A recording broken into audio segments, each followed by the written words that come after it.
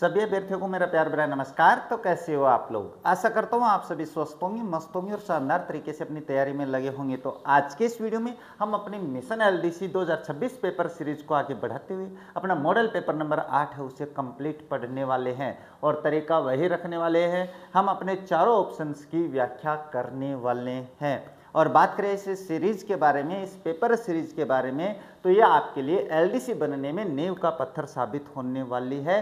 तो इस paper series के जो पेपर्स हैं उनको कंप्लीट आप लोगों को देखना चाहिए। अब ज़्यादा समय नहीं लेते, देखो करते हैं अपने आज की क्लास।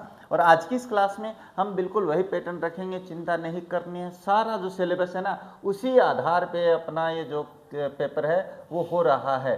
और आपके जो पेपर्स हो चुके हैं अभी तक 7 पेपर्स हो चुके हैं भाई, और 7 पेपर्स में मैंने जहाँ तक हो सका है आपके कंप्लीट सिलेबस को शामिल करते हुए वो पेपर है वो बनाए हैं। तो चलिए शुरू करते हैं अपने आज का पहला प्रश्न। क्या कालिंजर किले की पहाड़ी उत्तर प्रदेश के किस जिले में स्थित है? सबसे पहला प्रश्न। अब इसमें क्या है, जिसे प्रदेश का पहला राष्ट्रीय भू विरासत स्थल घोषित किया गया है, तो ध्यान में रखना भाई, ये अपने जो उत्तर प्रदेश है उसका बांदा जिला है भाई। कौन सा है? बांदा जिला। चलिए थोड़ी सी पढ़ लेते हैं। लखनऊ के बारे में क्या है, ये उत्तर प्रदेश की राजधानी है, गोमती नदी के तट पर स्थित है और यह अपनी नवाबों की संस्कृति के लिए जाना जाता है, भू विरासत के लिए नहीं। ठीक है, पहला पॉइंट हो जाता है। बांदा के बारे में अपनी बातचीत हो चुकी है भाई। कालिंजर किला उत्तर प्रदेश के बुंदेलखंड क्षेत्र के बांदा जिले में एक विंध्य पहाड़ी पर स्थित है भाई। कहाँ, कौन सी पहाड़ी पे है? विंध्य पहाड़ी पे स्थित है और इसे हाल ही में उत्तर प्रदेश का पहला राष्ट्रीय भू विरासत स्थल घोषित किया गया है। इसके लिए ऐतिहासिक और भूवैज्ञानिक महत्व को दर्शाता है। तो पॉइंट याद रखना, आपको मैंने पहले भी बता दिया है कि प्रश्न आपसे सीधा नहीं पूछा जाएगा, आपसे उसके अंदर के प्रश्न पूछे जाएंगे। मेरठ क्या है? देखो ये पश्चिमी उत्तर प्रदेश का एक प्रमुख ऐतिहासिक और औद्योगिक शहर है जो 1857 की क्रांति की शुरुआत के लिए प्रसिद्ध है, मेरठ। और देवरिया क्या है? यह पूर्वी उत्तर प्रदेश यानी पूर्वांचल का एक जिला है जो बिहार की सीमा के साथ निकट है भाई। तो ये अपने पहला प्रश्न हो जाता है। क्या है सर्वश्रेष्ठ फिल्म, सर्वश्रेष्ठ निर्देशक के 98वें एकेडमी अवार्ड जीतने वाली film one battle after another के निर्देशक कौन हैं? तो इसके निर्देशक जो है ना वो आपके पास पॉल थॉमस एंडरसन है भाई। कौन से हैं? पॉल थॉमस एंडरसन है। ये अगर अपन बात करें तो ऑस्कर पुरस्कार के लिए। नेक्स्ट क्या है? पूर्व ओलंपियन पीवी संधू को BWF, ये ध्यान में रखना भाई, BWF एथलेटिक कमीशन की चेयरपर्सन किस अवधि के लिए चुना गया है? अपने पास जो कौन है अपने पीवी संधू, उनको अब चेयरपर्सन बनाया गया है BWF का।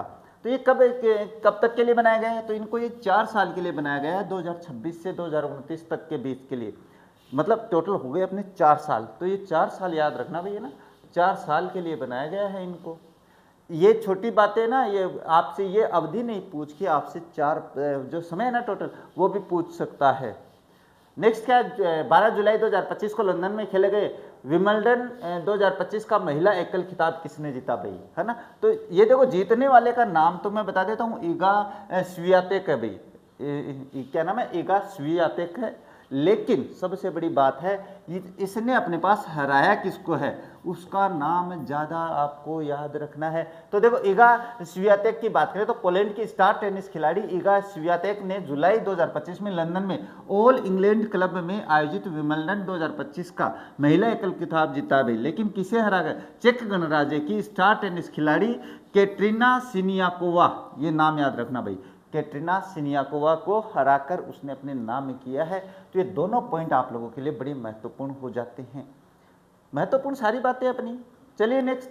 हाँ, 74वें Akhil Bharatiya police volleyball cluster में कौन सा कथन सही नहीं है? और ये जो सही नहीं है इसका विशेष ध्यान रखना है। चलिए, राजस्थान पुलिस की महिला टीम पहली बार चैंपियनशिप मिली है, बिल्कुल करेक्ट बात है। अगर आप लोगों ने मेरी वनपाल पेपर सीरीज देखी है तो उसमें मैंने ये सारी बातें रिवाइज करवा रखी है भाई, है ना? अगर आज आपकी वो एग्ज़ाम भी होनी है तो बेस्ट ऑफ लक अगर आप लोग वो एग्ज़ाम दे रहे हो तो। और राजस्थान में ने फाइनल में CRPF को 3-2 से हराया है भाई, 3-2 से हराया, ये भी सही बात है। पूजा बिश्नोई को बेस्ट वॉलीबॉल महिला प्लेयर खिताब मिला है? नहीं मिला है भाई। तो किसको मिला है सर? ये मिला आप लोगों के पास मंजू कुमारी को। किसको मिला भाई? ये मिला है आपके पास मंजू कुमारी को मिला है। नाम याद रखना। नाम में क्या रखा है सर? बहुत कुछ रखा है भाई। प्रतियोगिता का आयोजन तिरुवनंतपुरम केरल में 23 से 27 फरवरी 2026 को हुआ है। तो पॉइंट कैसा भी आ सकता है आपके पास, किसी भी प्रकार से पूछ सकते हैं। नेक्स्ट है, केंद्रीय नवीन एवं नवीकरणीय ऊर्जा मंत्रालय द्वारा पीएम सूर्य घर योजना के तहत शुरू किए गए सिटी एक्सीलरेटर कार्यक्रम में राजस्थान के किन शहरों को शामिल किया गया है? बढ़िया प्रश्न, पक्का पूछने वाले हैं। अब आपके पास मैं तो बता देता हूं, जैसे जयपुर है, जोधपुर है, अजमेर है और उदयपुर है। अब आपसे प्रश्न ऐसे पूछ सकता है कि आपके पास 3 तो नाम ये दे देगा इनमें से, और एक नाम है ना वो कोई और दे देगा और कहेगा कि कौन सा नहीं है, तब आपसे गड़बड़ी हो जाएगी। इसलिए चारों नाम याद रखना, जयपुर, जोधपुर, अजमेर, उदयपुर। इसके बाद में बात करते हैं नेक्स्ट, क्या प्रदेश में पर्यटन विकास को गति देने के प्रयासों के तहत निम्न में से कौन सा पर्यटन सर्किट विकसित किया जा रहा है? महाराणा प्रताप टूरिस्ट सर्किट है, ट्राइबल टूरिस्ट सर्किट है, ये दोनों से अपने पास क्या है विकसित किए जा रहे हैं। गोवर्धन टूरिस्ट है ना, ये अपने राजस्थान से नहीं है भाई, है ना, ये राजस्थान का पूछा नहीं, राजस्थान का नहीं। लेकिन चलिए बात कर लेते हैं इसके बारे में। चिंता नहीं है, चिंता चिता का घर होता है, चिंता को त्याग दो। चलिए बात करते हैं इसके बारे में, क्या है ये? राजस्थान सरकार द्वारा, हाँ राजस्थान सरकार की बात है भाई, तो ये अपने पास अपना है ही नहीं, तो छोड़ो एक बार। राजस्थान सरकार द्वारा बजट और नई पर्यटन नीति के तहत महाराणा प्रताप टूरिस्ट सर्किट, अब इसमें शामिल कौन कौन से हैं ये ध्यान में रखने वाली बात है। इसमें आपके पास चावंड आएगा, हल्दीघाटी आएगा, गोगुंदा आएगा, कुंभलगढ़ आएगा। ये वो ऐतिहासिक स्थल है जो महाराणा प्रताप की वीर गाथाओं से जुड़े हैं। अपने पास चावंड से जुड़ा है नाम, हल्दीघाटी से जुड़ा है नाम, गोगुंदा से जुड़ा है, कुंभलगढ़ से जुड़ा है भाई। ये वो स्थान है जो महाराणा प्रताप के लिए क्या है, अपने पास उसकी जो वीरताएं हैं ना उनसे संबंधित स्थान है, इसलिए याद रखना जरूरी है। और ट्राइबल टूरिस्ट सर्किट की बात करें तो दक्षिणी राजस्थान के आदिवासी बाहुल्य जो क्षेत्रों की संस्कृति और स्थलों को बढ़ावा देने के लिए दोनों को एक साथ विकसित किया जा रहा है। अब ये दक्षिणी राजस्थान की बात करें तो सर इसमें कौन कौन सी है दक्षिण में? तो दक्षिण में जो अपनी जनजातीय जिले है ना, जनजातीय जिले, अगर अपन बात करें नीचे से चले तो डूंगरपुर, बांसवाड़ा, प्रतापगढ़, इसके अलावा उदयपुर है, इसके अलावा अपने पास जैसे कौन सा बाराहा आ गया है, ये सारे अपने पास क्या है ट्राइबल क्षेत्र में आते हैं। 6 जिले जो मैंने आपको पहले बता दिए भाई, तो इनको ध्यान में रखना। प्रदेश भर में 1 जनवरी से 31 जनवरी 2026 को मनाए गए राष्ट्रीय सड़क सुरक्षा माह 2026 की थीम क्या थी? अब इसमें अपने पास से देखो थीम वाला एक प्रश्न पक्का आना आप लोगों के, निश्चित आना है। अब वो थीम ऐसा नहीं है कि यही प्रश्न आ जाए, लेकिन थीम से संबंधित याद रखना जरूरी है। क्या है इसमें? सड़क सुरक्षा, जीवन रक्षा, दुर्घटना रहित यात्रा, सीख से सुरक्षा, टेक्नोलॉजी से परिवर्तन, ये आपका करेक्ट आंसर है भाई। कौन सा? सीख से सुरक्षा, टेक्नोलॉजी से परिवर्तन। हाँ, टेक्नोलॉजी के युग के हो आप लोग। राम सेतु लिंक परियोजना अंतर्गत चंबल नदी पर कितनी लंबाई के एक्वाडक्ट का निर्माण किया जा रहा है? ये प्रश्न आपसे पूछा जा सकता है भाई। मैंने वनपाल में भी यही बात बताई है, मैं यहाँ पे भी यही बात बता रहा हूँ। तो इसकी जो लंबाई है वो अपने पास 2.3 किलोमीटर होने वाली है। तो सर ये है क्या एक्वाडक्ट? एक्वाडक्ट होता है एक नदी जा रही है, उसके ऊपर से जल का जो पुल होता है ना उसका निर्माण करना होता है, वो होता है एक्वाडक्ट, यानी पानी के ऊपर पानी की व्यवस्था करना वो।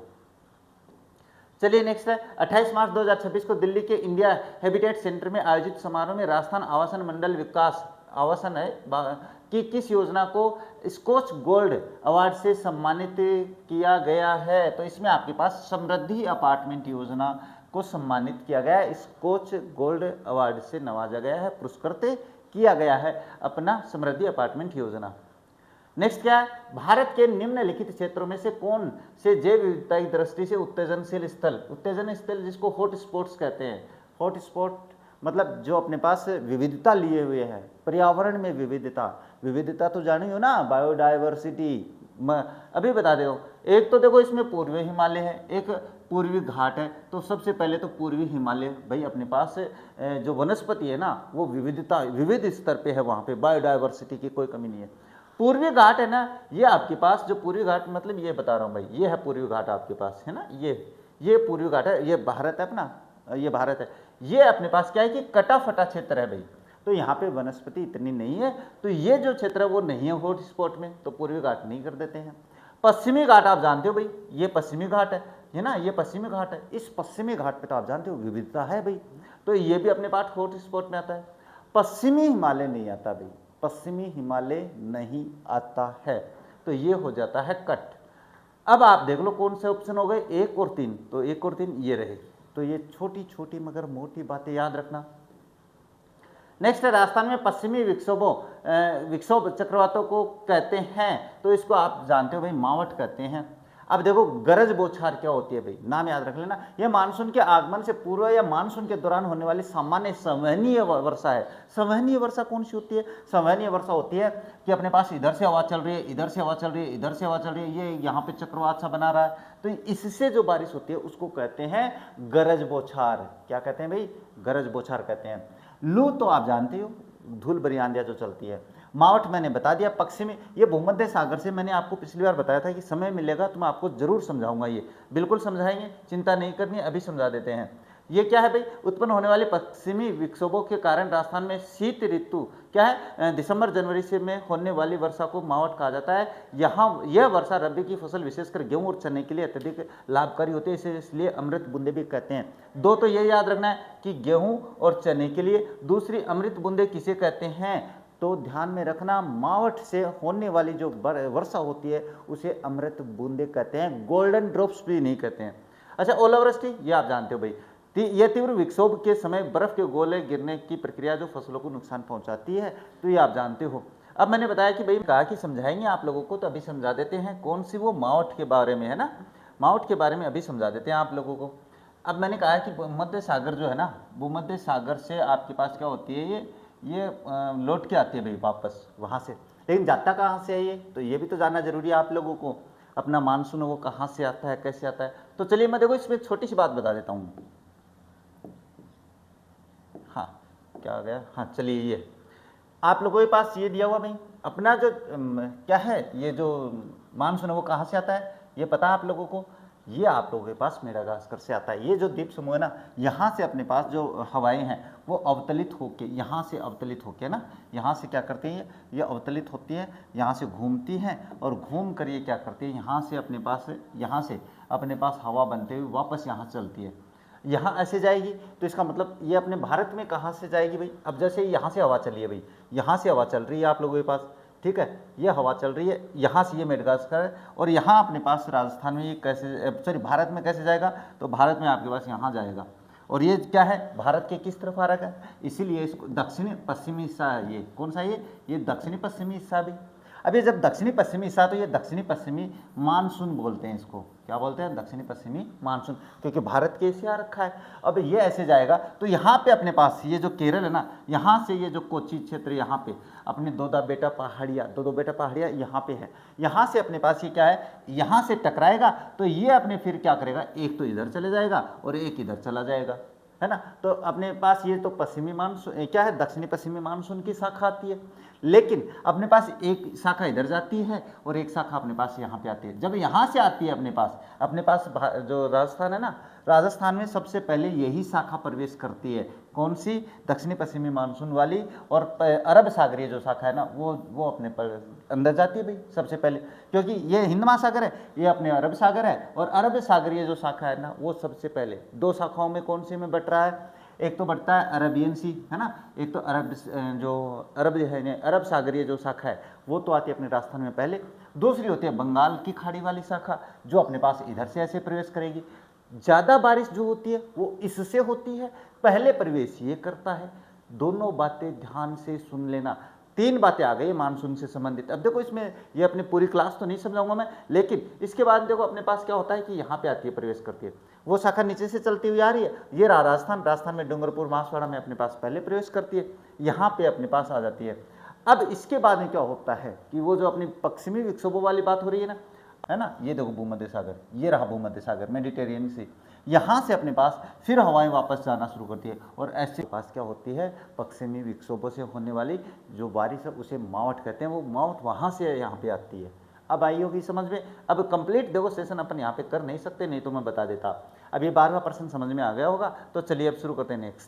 नेक्स्ट भारत सरकार ने वन संरक्षण अधिनियम किस वर्ष में अधिनियमित किया था भाई? तो ये आपके पास 1980 में किया भाई। कभी किया है? 1980 में किया है भाई। कभी किया है? 1980 में। तो क्या हुआ भाई, भारत में वनों के संरक्षण और वनों के गैर वानिकी उपयोग को रोकने के लिए वन संरक्षण अधिनियम 25 अक्टूबर 1980 को लागू किया गया है। दिनांक याद रखना, 1976 में क्या हुआ भाई, आप जानते हो 42वां संविधान संशोधन, जिसमें अपने पास मूल कर्तव्य जोड़े गए थे। संविधान की जो प्रस्तावना है उसमें 3 शब्द जोड़े गए थे, इसके बारे में अपनी चर्चा हो चुकी है।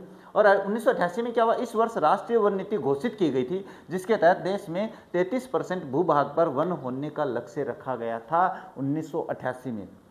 चलिए इसके बाद में बात करते हैं। राजस्थान में उद्यानिकी विकास को बढ़ावा देने हेतु उत्तम गुणवत्ता के पौधों के उत्पादन, कार्य एवं आपूर्ति हेतु निम्न में से किसका गठन किया गया है? राष्ट्रीय बीज मसाला अनुसंधान केंद्र तबीजी अजमेर। तो ये नहीं किया गया भाई, ये तो अपने पास मसालों से संबंधित हो गया है। राज्य कृषि उद्योग निगम नहीं। राजस्थान राज्य भंडारण क्या है? विकास को बढ़ावा देने हेतु राजस्थान उद्यानिकी एवं नर्सरी विकास संस्थान राजहंस का शुरुआत की गई है। तो इसमें क्या है, ये तो देखो अजमेर में है, मसालों से संबंधित है। राज्य कृषि उद्योग क्या है? ये कृषि आधारित उद्योग है भाई, इसे उद्योगों के विकास के लिए है। और राजस्थान राज्य भंडारण, ये अपने पास फसलों और अनाजों को सुरक्षित वैज्ञानिक भंडारण के लिए बुनियादी ढांचा प्रदान करना है। और राजस्थान उद्यानिकी एवं नर्सरी विकास समिति का गठन की अगर अपन बात करें तो उच्च गुणवत्ता के फलदार औषधीय पौधों के उत्पादन, आधुनिक नर्सरियों के प्रबंधन और किसानों को सही मूल्य पर पौधों की आपूर्ति सुनिश्चित करने के लिए किया गया है। तो याद रखना भाई, मैं हमेशा ये बात जरूर कहता हूँ भाई, आपको कोई भी अगर तथ्य पढ़ना है उसका उद्देश्य जरूर याद करना है। नेक्स्ट क्या दिया हुआ है? अपने पास बांध या झील है और आपके पास संबंधित जिला है। तो अभी बात कर लेते हैं। अगर हेमावास की बात करें तो ये हेमावास पढ़ा हुआ सा लगता है सर, पाली में है। चलिए ठीक है। जयसमंद बात करें सर, जयसमंद तो उदयपुर में भी है। तो उदयपुर में भी है, लेकिन आपके अलवर में भी है भाई, जयसमंद अलवर में भी है। इसके बाद में कोलायत आप जानते हो बीकानेर में है, और गढ़ीसर आपके पास जैसलमेर में है। तो ये अपने स्थान मैच करवाने वाले पक्के आएंगे भाई। राजस्थान में भारतीय हथकरघा प्रौद्योगिकी संस्थान कहाँ स्थापित की गई है? जोधपुर, कोटा, उदयपुर। तो आपके पास जोधपुर स्थापित की गई है भाई। जो क्या है? भारतीय हथकरघा प्रौद्योगिकी। हथकरघा मतलब हस्तशिल्प, हाथ से काम करना जो सिखाया जाता है वो होती है हथकरघा। तो जोधपुर भारत सरकार के वस्त्र मंत्रालय के सहयोग से राजस्थान में भारतीय हथकरघा, जो हथकरघा है, अब ध्यान में रखना भाई, वस्त्र मंत्रालय की बात है। प्रौद्योगिकी संस्थान जोधपुर चौपासनी में भाई, ये ध्यान में रखना, चौपासनी स्थान है में स्थापित किया गया है। वहाँ बुनकरों को तकनीकी प्रशिक्षण और हैंडलूम क्षेत्र में विकास को बढ़ावा देता है, बढ़ावा देगा या देता है। कोटा की बात करें तो ये क्या है? ये आप जानते हो भाई, जो मुख्य रूप से अपनी कोटा डोरिया साड़ियाँ हथकरघा उत्पाद के लिए फेमस है। जयपुर किस लिए? जयपुर के लिए बारे में बहुत सारी बातें हो चुकी है। और उदयपुर हस्तशिल्प और लोक कलाओं के लिए विख्यात है ही अपने पास। तो चलिए आगे चलते हैं। वर्ष 2001 से 11 के मध्य राजस्थान के निम्न में से किस जिले के लिंगानुपात में सर्वाधिक गिरावट देखने को मिली है? अपनी चर्चा हो चुकी है इस पर, बहुत ही गहरी चर्चा हो चुकी है। जो डूंगरपुर है ना, डूंगरपुर, इसमें भारी गिरावट देखने को मिली थी भाई। कितनी गिरावट देखने को मिली है? ये अपने पास 1022 था भाई पहले, और ये गिरकर आपके पास 994 पे आ गया था। और 994 पे आने के बाद में भी ये सबसे उच्चतम जो लिंगानुपात वाला जिला है। ध्यान में रखना, जैसलमेर में वृद्धि हुई थी, उदयपुर में वृद्धि हुई थी, भरतपुर में वृद्धि हुई थी, लेकिन गिरावट सबसे ज़्यादा डूंगरपुर में हुई थी। फिर भी ये सबसे अधिक लिंगानुपात वाला जिला रहा। नेक्स्ट क्या है? राजस्थान में कौन सी भेड़ की नस्ल नहीं है? देखो मालपुरी भी है, मालवी नहीं है, क्योंकि मालवी तो भेड़ की नस्ल होती नहीं है, मालवी तो गाय होती है। मालवी जो अपने मालवा क्षेत्र के आसपास की गाय हैं वो मालवी गाय कही जाती है। सोनारी भी अपने भेड़ है और नाली भी भेड़ है। ये तो प्रजातियाँ पढ़ी है, चर्चा हो चुकी है अपनी। अच्छा, मालपुरी के बारे में बात करते हैं थोड़ी सी। क्या है ये? जयपुर, टोंक और दौसा क्षेत्र में पाई जाने वाली भेड़ की नस्ल है। आपको उनसे संबंधित स्थान भी ध्यान में रखना है। आपके सामने एक भेड़ की नस्ल होगी, सामने अपने स्थान भी हो सकता है, तो ये ध्यान में रखना है। जो मालपुरी है जयपुर, टोंक और दौसा में पाई जाती है। मालवी जो है ना, ये मुख्य रूप से गाय गोवंश की नस्ल है, जो मालवा क्षेत्र, झालावाड़, बारा आदि में पाई जाती है। भेड़ की नस्ल नहीं है, ये मैंने बता दिया है। तो इसके बाद में सोनारी क्या है? इसे चनौथर भी कहते हैं। सोनारी जो भेड़ है ना, नस्ल है भेड़, उसे चनौथर कहते हैं। चरते समय इसके कान जमीन को छूते हैं। ये क्या है? उदयपुर संभाग में पाई जाने वाली भेड़ की नस्ल है। यानी चनौथर क्या है? जो उदयपुर संभाग में वहाँ पे पाई जाती है, जनजातीय क्षेत्र में। नाली क्या है? नाली आप नाम से ही पता, नाली से ही जानते हो। हनुमानगढ़ और गंगानगर का जो क्षेत्र है वो नाली क्षेत्र में आता है। तो यहाँ पे हनुमानगढ़ और गंगानगर जिलों में घग्गर नदी के बहाव क्षेत्र, नाली में पाई जाने वाली क्या है? भेड़ की प्रसिद्ध नस्ल है, जिसकी ऊन लंबी होती है। तो ये ध्यान में रखना, स्थान भी। अच्छा, नेक्स्ट बात करें डेगाना, आप जानते हो टंगस्टन के लिए भी, डेगाना नागौर किसके लिए, टंगस्टन के लिए है। चलिए बात करते हैं कोयला कहाँ पाया जाता है। राजस्थान में लिग्नाइट कोयला मुख्य रूप से पलाना, बरसिंगसर, बीकानेर, कपूरड़ी, जलिपा, बाड़मेर और मेड़ता नागौर में पाया जाता है। कोयला से संबंधित स्थान कौन से है, लिग्नाइट कोयले से बता रहा हूँ। पलाना, बरसिंगसर तो बीकानेर के हैं, कपूरड़ी, जलिपा बाड़मेर के है, मेड़ता रोड है वो नागौर की है। अच्छा, तांबा बात करें तो खेदड़ी सिंगाड़ा जानते हो आप लोग, और इसके अलावा खोदरीबा अलवर में भी है। लोहा एस्क की बात करें तो मोरिजा बनोला जयपुर, निमला रायसेला दौसा और नाथरा की पाल उदयपुर में प्रचुर मात्रा में मिलता है लोहा एस्क। टंगस्टन की बात करें तो नागौर जिले का डेगाना भाकरी पहाड़ी भारत में टंगस्टन खनन के लिए प्रसिद्ध क्षेत्र रहा। टंगस्टन का मुख्य एस्क क्या होता है, वोल्फ्रामाइट है, और इसका उपयोग बल्ब, फिलामेंट तथा उसका उपकरण बनाने में होता है। विज्ञान में अपनी बात हो चुकी है इस मैटर में। नेक्स्ट है मगरा क्षेत्र विकास कार्यक्रम, आपके पास कब प्रारंभ हुआ, तो 2005-06 में प्रारंभ हुआ भाई। ये कब हुआ है, 2005-06 में। अब उस समय क्या था भाई, इसमें 5-6 में राज्य के 5 जिलों कौन कौन से हैं, अजमेर, भीलवाड़ा, पाली, चित्तौड़गढ़ और राजसमंद के जनजातीय क्षेत्र से बाहर के पिछड़े पहाड़ी और मगरा क्षेत्रों के आर्थिक सामाजिक विकास के लिए मगरा क्षेत्र विकास कार्यक्रम 2005-06 में शुरू किया गया है। तो ये जिले याद रखना जरूरी है, क्योंकि आपके पास योजनाएं चल आ रही है, योजनाओं से आपको पक्का जिले पूछेंगे। इसके बाद देखिए, राजस्थान का पहला कोयला आधारित विद्युत ग्रह निम्न में से कौन सा है। तो अगर बात करें कोयला आधारित बात करें तो पहला जो सबसे पहले स्थापित किया गया सूरतगढ़ नहीं, ये नहीं, कोटा सुपर तापीय विद्युत परियोजना सबसे पहले स्थापित किया गया है। अब देखो कुछ कन्फ्यूजन होने वाला है। कोटा सुपर तापीय विद्युत परियोजना, Kota super thermal power station Rajasthan का पहला कोयला आधारित विद्युत ग्रह, इसकी स्थापना 1978 के बाद की गई थी और चंबल नदी के किनारे स्थित है। सबसे पहली पॉइंट याद रखना। अब देखो Suratgarh super thermal power station की बात करें तो ये गंगानगर में स्थित है। ये राजस्थान का पहला सुपर थर्मल पावर स्टेशन है और इसे राज्य का आधुनिक विकास तीर्थ भी कहा जाता है, परंतु प्रथम थर्मल पावर प्लांट नहीं है। इसका मतलब जानते हो क्या है, ये प्रथम है, और ये प्रथम मतलब अधिकता में प्रथम है। यहाँ पे अपने पास जो तकनीकी के साथ, मॉडर्निटी के साथ स्थापित किया जाने वाला पहला सूरतगढ़ थर्मल पावर प्लांट आता भाई। छबड़ा आप जानते हो सुपर तापीय विद्युत परियोजना 12 में है और एक बड़ी और आधुनिक कोयला आधारित विद्युत परियोजना है। इन परियोजनाओं से संबंधित विद्युत उत्पादन भी पूछ सकते हैं भाई। बरसिंगसर थर्मल पावर बीकानेर की बात करें तो लिग्नाइट कोयले पर आधारित बिजली संयंत्र है, बहुत ही बाद में स्थापित हुआ है। चलिए इसके बाद में बात करते हैं नेक्स्ट वर्ष 2011 में राजस्थान की नगरीय जनसंख्या का अनुपात कितना है भाई, तो प्रतिशत कितना है, तो 24.90 है भाई। कितना है, 24.90 है। और ऊपर एक ऑप्शन और दे रखा है 31.12, ये किसका है, तो अगर अपन बात करें भारत की, तो भारत में जो नगरीय जनसंख्या प्रतिशत है वो कितना है, वो आपके पास 31.12% है। नेक्स्ट क्या आता है, राजस्थान में निम्न में से कौन सा जिला फेल्सपार, आप जानते हो भाई अजमेर है, फेल्सपार के लिए बहुत बार रिपीट हो चुका है। देखो यह कैल्साइट सीकर किस लिए है भाई, कैल्साइट और पायराइट के लिए प्रसिद्ध उद्योग है। सलादीपुर की बात करता हूँ सीकर में, तो वो कैल्साइट और पायराइट के लिए, मैंने थोड़ी पायराइट ही बता रहा हूँ मैं। अजमेर में आपको पता ही है कि लगभग 95% फेल्सपार उत्पादित करता है। राज्य के भीतर अकेले अजमेर जिला विशेषकर मकरेड़ा क्षेत्र देश राज्य के कुल उत्पादन का अधिकांश यानी 90% से भी ज़्यादा जो भाग है वो यहीं पे उत्पादन होता है। जयपुर में क्या है भाई, संगमरमर भैंसलाला है और लोहा मोरिजा के लिए जाना जाता है। तो ये जयपुर के स्थान हो जाते हैं। नेक्स्ट क्या आएगा भाई, चलिए बात करते हैं। नेक्स्ट है राजस्थान में सबसे पहले सीमेंट कारखाने की शुरुआत आप जानते हो लाखेरी बूंदी में हुई है भाई, है ना। कहाँ पे, लाखेरी बूंदी में हुई है, तो ये तो आप जानते हो भाई। किस कंपनी के द्वारा, निक्सन कंपनी के द्वारा, है ना, निक्सन कंपनी के द्वारा स्थापित की गई थी। कौन सी, एसीसी, ये ध्यान में रख लेना भाई। ये बूंदी की सबसे पहली सीमेंट फैक्ट्री है भाई। नेक्स्ट बात करें, राज्य में गोंद उत्पादन के लिए चौटन क्षेत्र बाड़मेर से संबंधित है भाई। चौटन कहाँ पे है, बाड़मेर से संबंधित है।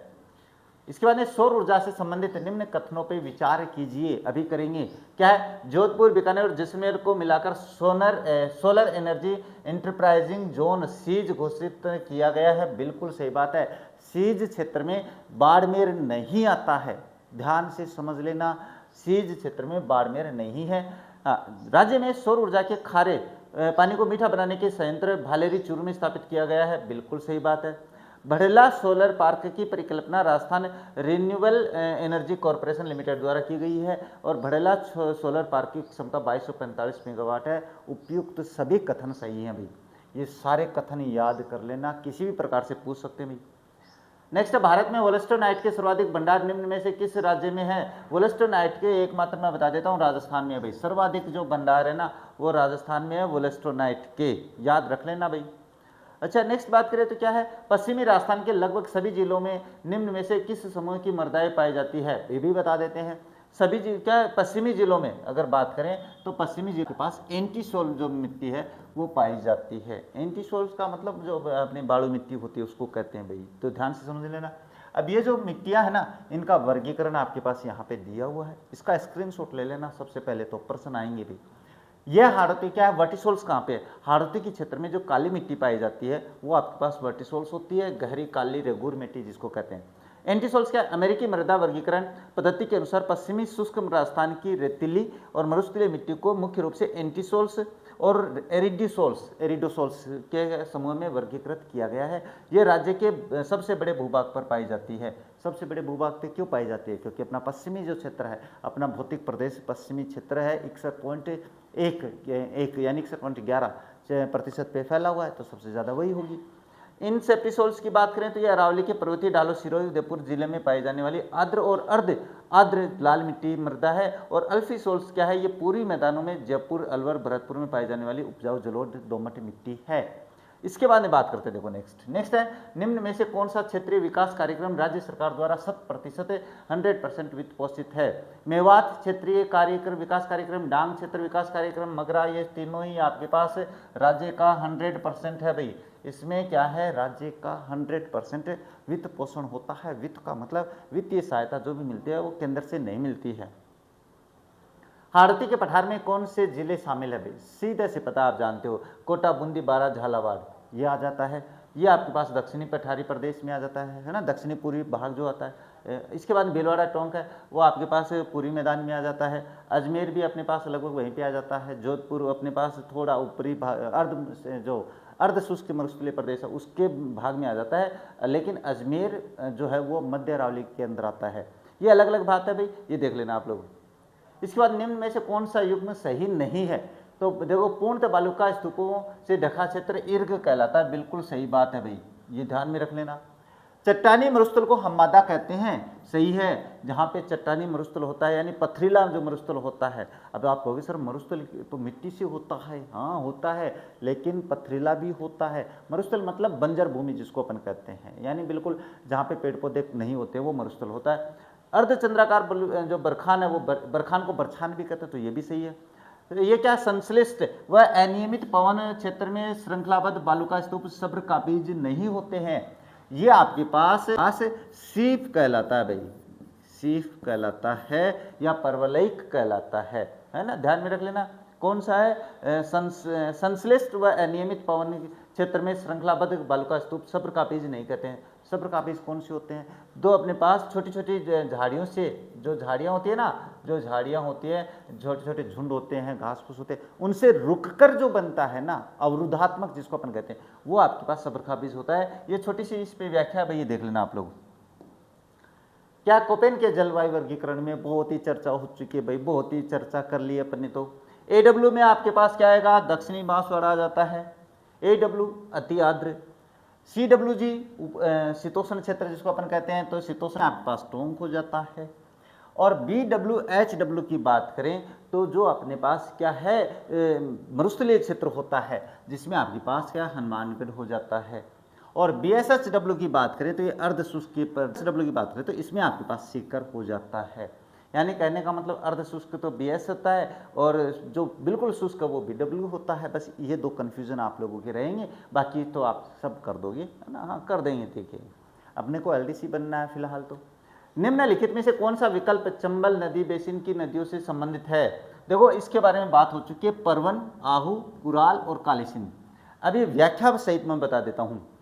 देखो, बेड़च, मानसी और मोरेल, ये तीनों नदियां देख ले, ध्यान से समझ लेना। ये नदियां बनास तंत्र का नदी का हिस्सा है भाई, लेकिन बनास भी आपके पास अंततः चंबल में जाती है। ये कारण से बता रहा हूँ। परवन, आहू, कुराल, काली सिंध। काली सिंध चंबल की मुख्य सहायक नदी है और परवन और आहू काली सिंध की सहायक नदियां हैं, कुराल सीधे चंबल में मिलती है। तो ये जो विकल्प है वो ज़्यादा बेटर है। कोठारी और मानसी की बात करें तो कोठारी नदी भीलवाड़ा में बनास की मुख्य सहायक नदी है जिस पर मेजा बांध बना हुआ है। ये विकल्प जो है ना, ये जो व्याख्या है, ये ध्यान में रखना आप लोग। नेक्स्ट यार, निम्न में से उदयपुर जिले में से संबंधित सत्य कथनों पे विचार कीजिए। अगर सत्य कथन की बात करें तो सर्वाधिक अनुसूचित जनजाति है वो वाला जिला उदयपुर जिले के बारे में बात करनी है भाई, उदयपुर जिले के बारे में। तो सर्वाधिक जनजाति वाला जिला है, बिल्कुल सही बात है। भील जनजाति के लोगों की संख्या सर्वाधिक के आधार पर सर्वप्रथम, मतलब भील जनसंख्या सबसे ज़्यादा संख्या के आधार पे कहाँ पे है? उदयपुर में है। नारू उन्मूलन कार्यक्रम से जुड़ा, बिल्कुल जुड़ा हुआ है। और आदिम जनजाति शोध एवं प्रशिक्षण संस्थान यहीं पे स्थित है। उपयुक्त कथन सभी सत्य हैं उदयपुर जिले से संबंधित। नेक्स्ट बात करें, पाली, जालौर, सीकर और नागौर जिले राजस्थान के किस जलवायु भूभाग का प्रदेश है भाई? अर्ध शुष्क जलवायु क्षेत्र का प्रदेश का हिस्सा है भाई, है ना। BSHW का है कोपेन के वर्गीकरण के अनुसार। ध्यान से समझ लेना, शुष्क प्रदेश आपको बताने की आवश्यकता नहीं है भाई। इसके बाद क्या है, निम्नलिखित कथनों पे युग्म का सही सुमेलित कीजिए भाई। जिप्सम, गोट मांगलोद, रॉक फास्फेट, लाखासर और भेरूसारी और पायराइट और सलादीपुर। तो इसमें आपके पास जो रॉक फास्फेट है ना, ये सुमेलित नहीं है, बाकी सारे सुमेलित हैं भाई। तो ये किससे सुमेलित है? जामसर, बीकानेर रॉक फास्फेट के लिए नहीं, बल्कि जिप्सम का सबसे बड़ा क्या है उत्पादक या प्रसिद्ध खान है। रॉक फास्फेट का मुख्य खनन क्षेत्र झामर, कोटड़ा, उदयपुर और बिरमानिया, जैसलमेर है। खास बातें जो होती है ना, जो आपको कमी निकालनी होती है, वो पता होना जरूरी है। क्योंकि मैं हमेशा कहता हूँ, जब आपको 3 कारण का पता होता है ना, ए गलत क्यों है, बी गलत क्यों है, सी गलत क्यों है, तब जाके आपका डी ऑप्शन सही होता है। आम, शीशम, सागवान, जामुन आदि के वृक्ष राजस्थान के किस जलवायु प्रदेश की विशेषता है? तो आर्द्र है, उपाद्र है। तो इसमें आपके पास क्या है? अति आर्द्र जो जलवायु प्रदेश है उसका हिस्सा है। क्या है? अति आर्द्र जलवायु प्रदेश में क्या क्या होते हैं भाई? देखो मैं एक बात बता देता हूँ। अति आर्द्र में तो आप लोगों को क्या 80 सेंटीमीटर से अधिक वर्षा होती है। दक्षिणी और दक्षिणी पूर्वी राजस्थान जैसे बांसवाड़ा, झालावाड़, उदयपुर, माउंट आबू में उष्णकटिबंधीय शुष्क पर्णपाती और मानसूनी चौड़ी पत्ती वाले वन पाए जाते हैं, जिनमें मुख्य रूप से सागवान, आम, महुआ, जामुन और शीशम के वृक्ष बहुतायत से मिलते हैं। जो आर्द्र जिला वहाँ पे मुख्य रूप से धोकड़ा के वन और मिश्रित पर्णपाती पाए जाते हैं। और उपाद्र की बात करें तो अरावली पर्वतीय क्षेत्रों में मुख्य रूप से खेर, नीम, बबूल के वृक्ष पाए जाते हैं। और अर्ध शुष्क में बात करें तो कंटीली झाड़ियाँ, खेजड़ी, रोयड़ा, केर आदि मृदुविद पौधे पाए जाते हैं। तो ये वर्गीकरण बढ़िया काम आने वाला भाई। नेक्स्ट बात करें, निम्नलिखित में से राजस्थान के किन जिलों में उपाद्र जलवायु पाई जाती है? उपाद्र कहाँ पे भाई आपके पास? तो वो पास पाई जाती है कोटा, बारा, बूंदी, झालावाड़ में। उपाद्र जो जलवायु है वो कहाँ पाई जाती है भाई? ये कौन सा क्षेत्र है? ये अपने पूर्वी मैदान वाला क्षेत्र है भाई। और अगर ये बात करें तो ये दक्षिणी पूर्वी पठारी प्रदेश वाला क्षेत्र जहाँ पे अति आर्द्र वर्षा होती है। और ये अपने पास शीतोष्ण वाला क्षेत्र है, CWG वाला है ना, CWG वाला क्षेत्र आ जाता है। और ये आप जानते हो कौन सा आता है? अर्ध शुष्क मरुस्थल जो क्षेत्र है वो हो जाता है। तो बारिश के ये सारे आप अनुमान लगा सकते हो, कहाँ पे उपाद्र है, कहाँ पे आर्द्र है, कहाँ पे शुष्क मरुस्थल अपने कम बारिश होती है। और 0 से 25 सेंटीमीटर वर्षा रेखा आप जानते हो, जिस अपने पास वो जो मरुस्थलीय क्षेत्र को 2 भागों में बांटती है, उसके पश्चिमी वाले भाग में। इसके बाद में बात करते हैं नेक्स्ट क्या, राजस्थान के संदर्भ में कौन सा विकल्प सुमेलित सही है? सबसे अधिक जनसंख्या वाला जिला गलत है भाई, जो जयपुर है। सबसे कम जनसंख्या वाला जयपुर, ये भी गलत है। और सबसे कम साक्षरता दर जालौर में, ये सही है भाई। और सबसे अधिक साक्षरता दर वाला जयपुर नहीं है। अब सारी बातें यहाँ पे है जो आपको देखनी है भाई। इसके बाद में राजस्थान पंचायती राज अधिनियम 1994 का मुख्य उद्देश्य क्या था? इसका था आपके पास कमजोर वर्ग विशेष कर अनुसूचित जाति जनजाति का कल्याण, प्रशासन में जन सामान्य की सहभागिता में वृद्धि। क्यों जोड़ा गया था 1994 का? ये जोड़ा गया था कि लोगों का जो सहयोग है वो अपने शासन में, प्रशासन में ज़्यादा जुड़े। इसके तहत अपने पास पंचायती राज और अपने नगर पालिका जो नगर निकाय है उनकी स्थापना की गई थी, उनके लिए चुनाव की व्यवस्था की गई थी। तो वो है ये। तो उनसे क्या होगा? प्रशासन में जन सामान्य की सहभागिता बढ़ेगी। नेक्स्ट बात करें, मुगल वंश की सबसे पहले अधीनता स्वीकार करने वाला कौन सा वंश था? कछवाहा वंश था भाई। कछवाहा कहाँ पे? ये रहा। और इसका अपने पास राजा जो भारमल थे ना, राजा भारमल जो थे, इन्होंने सांगानेर में 1562 में इन्होंने क्या किया, ये सांगानेर में पहुंचे भाई। जब अपने पास अकबर अपने राजस्थान पे कब्जा करने आए थे तो सांगानेर में आए। सबसे पहले सांगानेर में भारमल उनके पास पहुंचा और उन्होंने अपनी जो पुत्री है ना, अपनी पुत्री जोधा भाई की शादी उनसे कर ली और अधीनता स्वीकार कर ली थी। तो ये आप इतिहास जानते हो भाई। तो हाँ, ये कब किया भाई, इन्होंने 1562 में, ये ध्यान में रखना, ये डेट अच्छी बात है। गोहिल वंश कभी भी इनके पक्ष में नहीं था, चौहान वंश भी इनसे अपने पास नहीं झुका था, और सिसोदिया वंश आप जानते हो महाराणा प्रताप वाली शाखा है, तो ये भी कभी इनका आमना सामना, मतलब ये कभी झुके नहीं भी। लेकिन कछवाहा वंश वो सबसे पहले क्या करता है, अधीनता स्वीकार करता है। अप्रैल 1923 में कहाँ आयोजित किसान सम्मेलन का पुलिस द्वारा गोलीबारी की गई, जिसमें नानक भील की मृत्यु हो गई। इसके साथ एक और थे भाई, नानक भील के साथ अपने पास देवीलाल गुज्जर भी थे। कौन थे, देवीलाल गुज्जर भी थे। और ये अपने पास डाबी जो क्षेत्र है ना, वहाँ पे अपने पुलिस वालों के द्वारा गोलीबारी की गई और इसमें अपने पास क्या है, इनकी मृत्यु हो जाती है। और नानक जी भील जो थे वो झंडा गीत गा रहे थे। आई बात समझ में? तो चलिए फिर नेक्स्ट बात करें। 1942 में भंवरलाल निगम की अध्यक्षता में किस रियासत के प्रजामंडल की स्थापना हुई थी? कुशलगढ़ प्रजामंडल की स्थापना हुई थी, बांसवाड़ा के अधीन था भाई, ध्यान में समझ लेना। कुशलगढ़ की जो प्रजामंडल है उसकी स्थापना भंवरलाल निगम की अध्यक्षता में हुई थी। तो कोटा प्रजामंडल क्या है भाई? 1939 में पंडित नैनू राम शर्मा और अभिन्न हरि द्वारा की गई थी, याद रखना ये नाम। और कुशलगढ़ की बात करें तो अप्रैल 1942 में भंवरलाल निगम की अध्यक्षता और कन्हैयालाल मित्तल के प्रयासों से कुशलगढ़ प्रजामंडल की स्थापना की गई थी, जो बांसवाड़ा के अधीन था। करौली की बात करें तो स्थापना त्रिलोक चंद माथुर, चिरंजी लाल शर्मा द्वारा की गई थी। तो ये नाम संबंधित किससे हैं, इस प्रकार से प्रश्न पूछ सकते हैं, किसी भी प्रकार से प्रश्न पूछा जा सकता है। और किशनगढ़ की बात करें तो किशनगढ़ प्रजामंडल की स्थापना 1939 में कांतिलाल चौथानी और जमाल शाह द्वारा की गई थी। तो ये बातें बड़ी महत्वपूर्ण हो जाती है आप लोगों के लिए। अब आप सोचते हो कि गुरुजी का पढ़ा कि को नहीं पढ़ा, बिल्कुल आपको आपके जो पैसे दे के ले रखा ना, आपने खरीद रखा, उससे और इसमें कंपैरिजन कर लेना। अच्छा चलिए ये बता देते हैं भाई, खानवा का युद्ध राणा सांगा और बाबर के मध्य हुआ था। कब हुआ था? 1527 में हुआ था, मार्च 1527। हल्दीघाटी का युद्ध आप जानते हो 1576 में महाराणा प्रताप और अकबर की सेना मान सिंह जिसका नेतृत्व कर रहे थे के साथ के बीच हुआ। और तराइन का युद्ध की बात करें तो तराइन का युद्ध आपके पास किसके बीच में होता है? तराइन आपके पास 1192 में हुआ था, ये दूसरा युद्ध है। प्रथम 1191 में हुआ था, मोहम्मद गौरी और पृथ्वीराज चौहान के बीच में हुआ था। पर जो प्रथम युद्ध हुआ था उसमें पृथ्वीराज विजय होते हैं, द्वितीय युद्ध में वो पराजित हो जाते हैं। और पानीपत का तृतीय युद्ध 1761 में हुआ था, अब्दाली और मराठों के बीच में। ध्यान से समझ लेना, सारी बातें आ चुकी है, अब कर लेना मैच। राजस्थान के एकीकरण के तहत सबसे अंतिम समय में सम्मिलित होने वाला क्षेत्र कौन सा था? करौली, बीकानेर, अजमेर मेरवाड़ा, उदयपुर। तो अजमेर मेरवाड़ा अंतिम 1 नवंबर 1956 को अपने राजस्थान में शामिल हुआ था। मैंने 7 चरण आप लोगों को समझाए हैं भाई, अब मैं बारंबार समझाता रहूँगा। तो आप एक पेपर देख लो, मैंने शायद पीछे वाले में समझा दिया है, तो एक में समझा दें तो बारंबार समझाने की आवश्यकता नहीं होती है।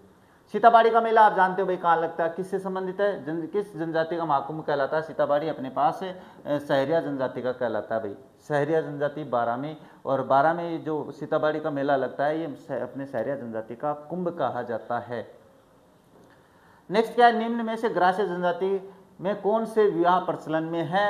तो देखो मोरबंदिया है, पहरावना है, खेवना है और तानना है, ये सारे इसमें फेमस है। सारे शादियाँ अपने पास ग्रासिया लोग करते हैं, लेकिन इनका अर्थ क्या क्या है मैं बता देता हूँ।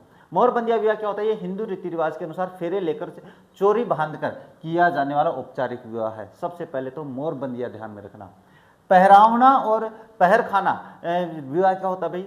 इसमें नाम मात्र के फेरे होते हैं, ब्राह्मण की आवश्यकता नहीं होती है और कपड़े गहने देकर शादी संपन्न हो जाती है। पहरावना में ध्यान रखना, पहरावना के बारे में कि ग्रासिया की कौन सी शादी में ब्राह्मण की आवश्यकता नहीं होती है, तो पहरावना में। ये खेवना कौन सा होता है भाई? ये एक प्रकार का नाता विवाह होता है। नाता आप जानते हो, जिसमें विवाहित महिला अपने प्रेमी के साथ चली जाती है और उसका नया पति पुराने पति को झगड़ा राशि देता है ना? क्या देता है? झगड़ा राशि देता है। तानना क्या होता है? तो इसमें वर पक्ष द्वारा कन्या पक्ष को वैवाहिक मूल्य दापा देकर, वैवाहिक मूल्य को दापा कहते हैं, देकर लड़की को बिना फेरे अपने घर ले आया जाता है। बस तो ये ध्यान में रखना, ये जो बातें हैं ये इंपॉर्टेंट हो जाती है, ये नहीं होती है भाई। नेक्स्ट बात करें, प्राचीन काल से राजस्थान क्षेत्र की प्रधान भाषा रही मरु भाषा का पहला उल्लेख किस ग्रंथ में मिलता है? अपने पास कुवलय माला में मिलता है भाई, कुवलय माला में। तो दोतन सूरी द्वारा जालोर में 8वीं शताब्दी यानी 778 ईस्वी में रचित प्रसिद्ध प्राकृत ग्रंथ कुवलय माला में देश की 18 देशी भाषाओं का उल्लेख किया गया है, जिसमें पश्चिमी राजस्थान की भाषा को स्पष्ट रूप से मरु भाषा कहा गया है। ये राजस्थान भाषा का प्राचीनतम प्रमाणिक उल्लेख मिलता है। क्या है? पृथ्वीराज रासो चंद्रबरदाई ने लिखी है भाई। पिंगल भाषा का महाकाव्य, चौहान वंश का इतिहास है। विश्व क्या है? विद्वसाल भंजिका, ये राजशेखर द्वारा रचित संस्कृत नाटक है, जो प्रतिहार शासक महेंद्रपाल के दरबारी थे, ध्यान से समझ लेना। और राण रासो कवि दयाराम के द्वारा लिखी गई है। ये बाद के काल का ऐतिहासिक काव्य ग्रंथ है, जिसमें स्थानीय राजाओं की वीरताओं का वर्णन मिलता है। तो ये हो जाती है आपके पास व्याख्या। अच्छा, इसके बारे में बात करते हैं। नेक्स्ट क्या आता है भाई? हाँ, असंगत जोड़ा छाटिए भाई। तो हल षष्ठी भाद्रपद कृष्णा छठ को हुआ है, बिल्कुल सही बात है। हल षष्ठी यानी जो हल होता है उसकी पूजा करते हैं किसान लोग। गोगा नवमी क्या है? नहीं, गोगा नवमी अपने पास है भादवा की, यानी भाद्रपद नवमी में आती है। तो ये ध्यान में रखना, बस ये गलत है। रक्षाबंधन श्रावण पूर्णिमा हो जाती है, शिवरात्रि फागुन कृष्णा तेरस की हो जाए, तो ये देख लियो थी। देखना तो है ही आपने। हाँ गुरुजी देख लेगा, मैं थे तो एक बार थोड़ा सा पढ़ा दो। क्यों लो, पढ़ा दिया जाना। खेजड़ी का वृक्ष राजस्थान के किस लोक देवता का प्रतीक है भाई? गोगा जी का है, जानते हो। पाबू जी अपने पास ऊँटों के देवता होते हैं। पाबू जी आपके पास ऊँटों के देवता होते हैं। रामदेव जी के आप जानते हो, रामदेव जी के बारे में सारी चर्चा हो चुकी है। और तेजा जी आपके पास ऊँटों के भी देवता होते हैं, तेजा जी भी ऊँटों के होते हैं। और एक और बता देता हूँ तेजा जी के बारे में, इनका जो थान होता है, जो मुख्य धाम होता है, थान जिसको बोलते हैं, वो आपके पास खुले में चबूतरा जो होता है ना, उस पर होता है। ये खास बात याद रखना तेजा जी के बारे में। चलिए बात करते हैं नेक्स्ट आपके पास शुरू हो जाती है अपनी विज्ञान में बात करें तो क्या डाउन सिंड्रोम एक आनुवंशिक विकार होता है? ये प्रश्न थोड़ा सा ध्यान से समझ लेना भाई। डाउन सिंड्रोम में क्या होता है, जो गुणसूत्र होते हैं उन्होंने उनकी संख्या में परिवर्तन हो जाता है भाई। अब ये डाउन सिंड्रोम क्यों होता है, इसका कारण मैं आपको एक्सप्लेन तो नहीं करूंगा यहाँ पे, लेकिन इसकी मैं जो विशेषता वो बता देता हूँ। इसमें क्या होता है, डाउन सिंड्रोम मनुष्य के गुणसूत्रों की संख्या में परिवर्तन के कारण होता है। इसमें 21वीं जोड़ी के गुणसूत्र में एक अतिरिक्त गुणसूत्र जुड़ जाता है। इस कारण शरीर में कुल गुणसूत्रों की संख्या 46 के स्थान पे 47 हो जाती है। इसे मंगोलिज्म कहते हैं। इसे याद रखना जरूरी है आप लोगों को, है ना, ध्यान से समझ लेना भाई। मंगोलिज्म क्या होता है, जब गुणसूत्रों की संख्या आपके पास 46 के स्थान पे 47 हो जाती है। अच्छा, एक और इसमें अंतर आता है भाई गुणसूत्रों में, मैं बता देता हूँ। गुणसूत्रों की संरचना में परिवर्तन जो होता है ना, वो किस कारण से होता है? इसके कारण क्राइडुचेट सिंड्रोम 5वें गुणसूत्र की छोटी भुजा के विलोपन से जो विकार उत्पन्न होते हैं वो आपके पास हो जाता है गुणसूत्रों की संरचना में परिवर्तन से। तो चलिए आगे चलते हैं। नेक्स्ट है चिनिपोडियम के तेल का उपयोग निम्न में से किस रोग में करते हैं? चिनिपोडियम के तेल का उपयोग, तो इसमें बात करें तो फाइलेरियासिस, तो इसमें आपके पास ये जो बीमारी है, ये जो चिनिपोडियम का तेल है, इसका जो उपयोग है वो एस्केरियासिस में किया जाता है भाई। बाकी अभी चर्चा कर लेते हैं। क्या है फाइलेरियासिस, क्या होता है भाई? इसे हाथी पाँव भी कहते हैं, ध्यान से समझ लेना। जो वुचेरिया बेनक्राफ्टी फाइलेरिया क्रमी से होता है, इसके लिए डायथाइल कार्बामाजिन दवा दी जाती है। किसके लिए? फाइलेरियासिस के लिए। चिनिपोडियम क्या होता है भाई? बथुआ प्रजाति का पौधा होता है। से प्राप्त तेल में परजीवी रोधी गुण होते हैं। इसका उपयोग पेट या आंत के गोल क्रमी संक्रमण, जिसे एस्केरियासिस कहते हैं, के उपचार में कृमि को नष्ट करने के लिए किया जाता है। ध्यान से समझ लेना, ये नाम थोड़े से टफ लगेंगे।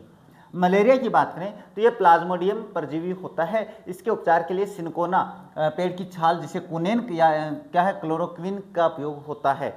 और टाइफाइड ये कि अपने पास क्या होता है, साल्मोनेला टाइफी जीवाणु से होता है, होने वाला बुखार है, जिसके लिए एंटीबायोटिक दवाएं जैसे क्या है, जिसके लिए जैसे सिप्रोफ्लोक्सासिन दी जाती है। तो ये अपनी दवाएं हैं जो कौन सी बीमारी में कैसे काम आती है या कौन सी बीमारी में क्या दवा काम आती है, वो सारी बातें हैं।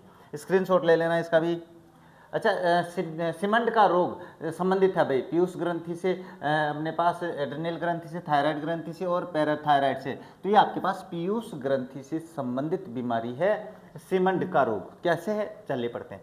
सीमेंट का रोग पीयूष ग्रंथि के अग्रभाग में पूरी तरह निष्क्रिय हो जाने से या उससे निकलने वाले हार्मोन अग्र पीयूषी का हार्मोन जिसको कहते हैं कि भारी कमी के कारण होता है। इसे हाइपोपिटिटारिज्म भी कहा जाता है। इससे जिससे शरीर में समय से पहले बुढ़ापा, कमजोरी और अंगों में क्षय होने लगता है। ये ध्यान में रख लेना भाई। एड्रिनल ग्रंथि की बात करें तो क्या है, इसकी कमी से एडिशन रोग होता है, अधिकता से कुशिंग रोग होता है। यानी कमी से तो आपके पास एडिशन हो जाता है, अधिकता से कुशिंग हो जाता है। और थायराइड ग्रंथि की बात करें तो इसकी कमी से वयस्कों में मिक्सिडिमा और बच्चों में जड़ मानवता का रोग होता है। पैराथायराइड ग्रंथि की बात करें तो इसकी कमी से रक्त में कैल्शियम गिर जाता है और टिटेनिन नामक रोग हो जाता है। तो याद रखना भैया, निम्न में से कौन सा पारिस्थितिकी कारक परोक्ष प्रभावित है, इनडायरेक्ट प्रभावित है? तो इनडायरेक्ट प्रभावित बात करें तो वायुमंडल है ना, वो परोक्ष रूप से, इनडायरेक्ट रूप से प्रभावित करता है, बाकी सारे डायरेक्ट प्रभावित करते हैं।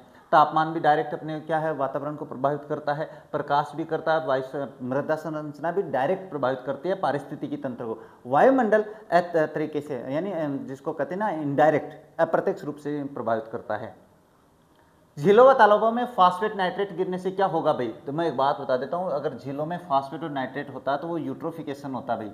अभी यूट्रोफिकेशन से देखो अपने क्या है कि शुद्धिकरण होता है, शुद्ध होता है, अपने पास वहाँ पे क्या है, जो पोषण तत्व है उनकी वृद्धि हो जाती है। इसका नुकसान होता है भाई, इसका नुकसान भी होता है जब झीलों में आपके पास क्या है, इसके ये जो गिरते हैं या फास्फेट और नाइट्रेट गिराया जाता है तो इससे क्या होता है, इससे उन झीलों जो पानी है उसमें पोषण तत्व की वृद्धि हो जाती है। पोषण तत्व की वृद्धि होगी तो झीलों में आपके पास जैसे जलकुंभी पौधे हैं, घास है या शैवाल जिसको आप कहते हो ना, शैवाल की क्या है वो ज़्यादा बढ़ेगी भाई, पोषण मिलेगा तो सीधी सी बात है घास बढ़ेगी।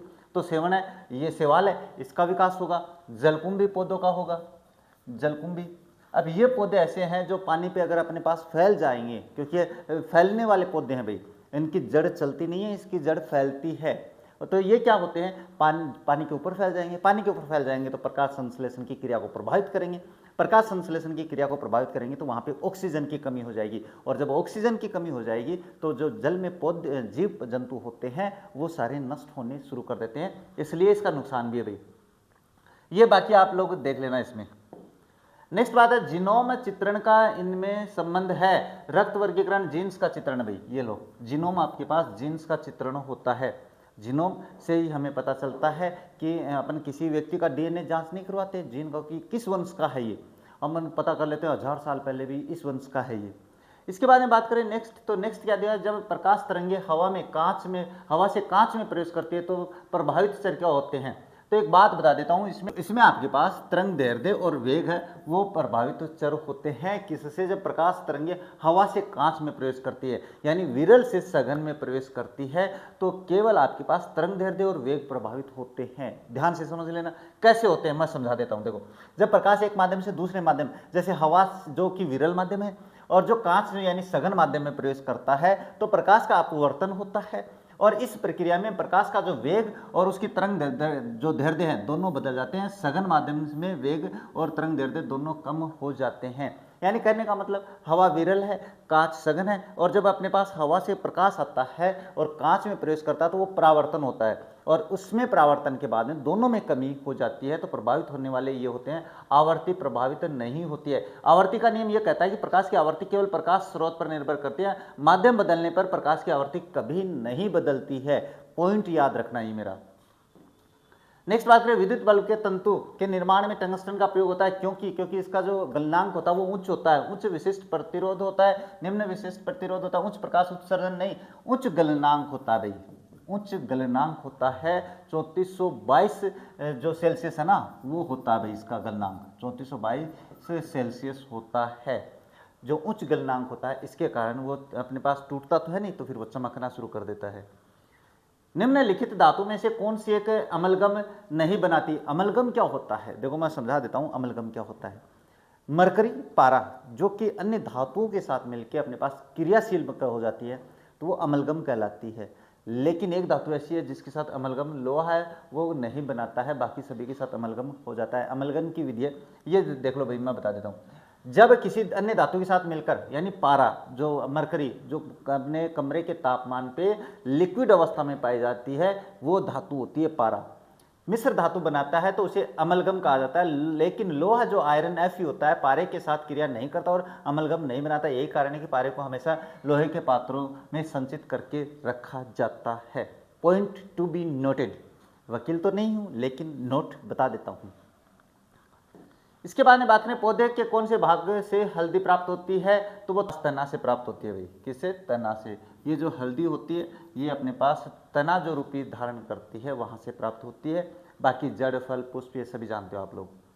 इसके बाद में सेंट्रल डोग्मा आनुवांशिक जानकारी के हस्तांतरण के किस अनुक्रम को संदर्भित करता है, तो ये आपके पास डीएनए से आरएनए, आरएनए से डीएनए, डीएनए से प्रोटीन, डीएनए से प्रोटीन को करता है भाई। क्या करता है? सेंट्रल डोग्मा नियम। लेकिन इसकी एक प्रोसेस होती है, डीएनए से आरएनए, आरएनए से फिर प्रोटीन में जाता है। ये अपने पास संचरण होता है, संचालन होता है। देखिए मैं बता दूं, क्रिक अपने वैज्ञानिक द्वारा प्रतिपादित सेंट्रल डोग्मा आणविक जीव विज्ञान का मूल सिद्धांत है, जो बताता है कि आनुवंशिक सूचनाएं हमेशा एक ही दिशा में बहती है, संचारित होती है। डीएनए, आरएनए, प्रोटीन, और डीएनए से आरएनए फिर आरएनए से प्रोटीन। अतः सूचना का अंतिम लक्ष्य डीएनए से प्रोटीन का निर्माण होता है। तो ये बात मैंने वहां पे समझा दिया। लेकिन ये जो डीएनए से आरएनए में जाता है इसको क्या कहते हैं? इस आंशिक प्रक्रिया को अनुलेखन कहते हैं। यानी डीएनए से जब आरएनए में जाता है तो उसको अनुलेखन कहते हैं, और जब आरएनए से प्रोटीन में जाता है तो इस आंशिक प्रक्रिया को क्या कहते हैं? अनुवादन कहते हैं। ये होते हैं आपके पास याद करने वाले तथ्य। कठोर जल में कपड़े अच्छे तरीके से साफ नहीं हो पाते हैं, क्योंकि साबुन के जो धूल है ना, कणों पर जुड़ने के बजाय लवणों के साथ अभिक्रिया करके स्कम बना लेते हैं। अब ये स्कम क्या होता है? स्कम होता है मतलब दही जैसा गाढ़ा हो जाता है, ये होता है स्कम।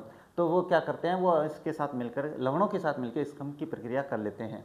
इसके बाद में आपके पास आ जाता है वह धातु जो कमरे के तापमान द्रव अवस्था में प्राप्त होती है। बता दिया मरकरी होती है। लेकिन ये तो आपके पास धातु भाई, क्या है? ये तो धातु है। और कोई पूछे ब्रोमीन अधातु, तो ये अधातु है जो आपके पास कमरे के तापमान पर तरल अवस्था में मिलती है। ब्रोमीन तो अधातु, मरकरी धातु। और क्लोरीन की बात करें तो ये वो अपने पास अधातु है जो कमरे के तापमान पर ज्वलनशील यानी तरल अवस्था में, रेड अवस्था में मिलती है। तो ये ध्यान में रख लेना, गैस के बारे में बात कर रहा हूं मैं। नए पदार्थ का निर्माण रासायनिक परिवर्तन होता है, बिल्कुल होता है। कोयले के दहन से होता है भाई, जिसमें अपने पास अवस्था चेंज हो जाती है। अवस्था नहीं, जिसके रासायनिक गुण परिवर्तन हो जाते हैं, जिसको अपन दोबारा उस अवस्था में नहीं ला सकते हैं, वो आपके पास रासायनिक परिवर्तन होते हैं। जैसे दूध से दही बनने के बाद में दही को वापस दूध नहीं बनाया जा सकता है। लेकिन एसिटिन में वाष्पन की प्रक्रिया हमेशा भौतिक परिवर्तन होती है। ध्यान से समझ लेना। कपूर के ध्रुवपातन, ये ध्रुवपातन क्या होता है? कुछ धातु जैसे कपूर है, उसको गर्म करेंगे तो सीधी तरल अवस्था में नहीं आके भाप बन के उड़ जाएगी भाई। ध्यान से समझ लेना। और उस भाप को वापस कपूर में भी चेंज किया जा सकता है।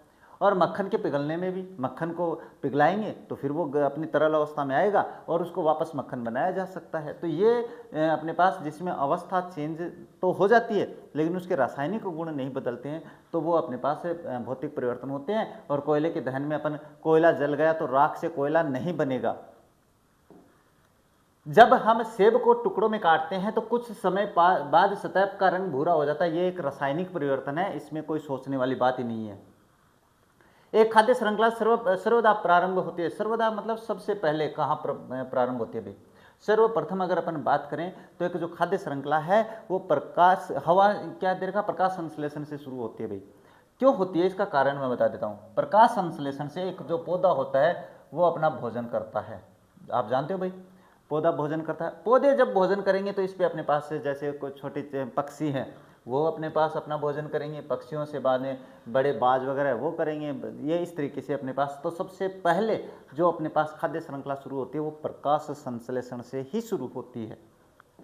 इसके बाद में आरएच रोग के क्या लक्षण है भाई? देखो मैं बता देता हूँ। आरएच रोग है वो अपने पास बड़ा क्या है? तेज हृदय, ये सारे होते हैं भाई।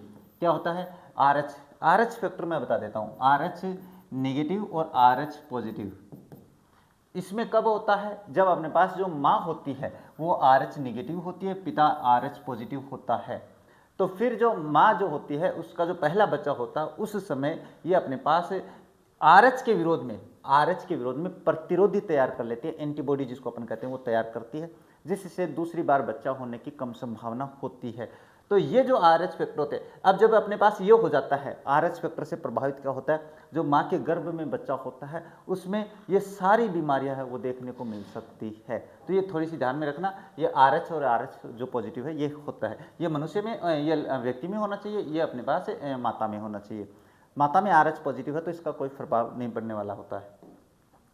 इसके बाद डीएनए अणु के दोनों सूत्र अपने अपने नाइट्रोजनी क्षारक द्वारा किस बंध से जुड़े होते हैं, हाइड्रोजन से जुड़े होते हैं भाई, हाइड्रोजन बंध होते हैं दोनों के बीच में। अब देख लो ना, डीएनए की द्विकुंडलित संरचना में दोनों धागे जो स्ट्रैंड्स होते हैं आपस में नाइट्रोजनी क्षारकों के बीच बनने वाले कमजोर हाइड्रोजन व बंध द्वारा जुड़े होते हैं, जिसमें एडेनिन और थायमिन के बीच हाइड्रोजन बंध A = T तथा साइटोसिन और ग्वानिन के बीच 3 हाइड्रोजन बंध पाए जाते हैं। ये पॉइंट याद कर लेना, point to be noted milord, है ना। हाँ, इसके बाद में सहसंयोजक बंध क्या होता है, एक ही स्ट्रैंड के न्यूक्लियोटाइड्स आपस में फास्फोडाइस्टर संबंध जो एक मजबूत सहसंयोजक बंध है से जुड़ते हैं, लेकिन दोनों धागे आपस में केवल हाइड्रोजन बंध से जुड़ते हैं।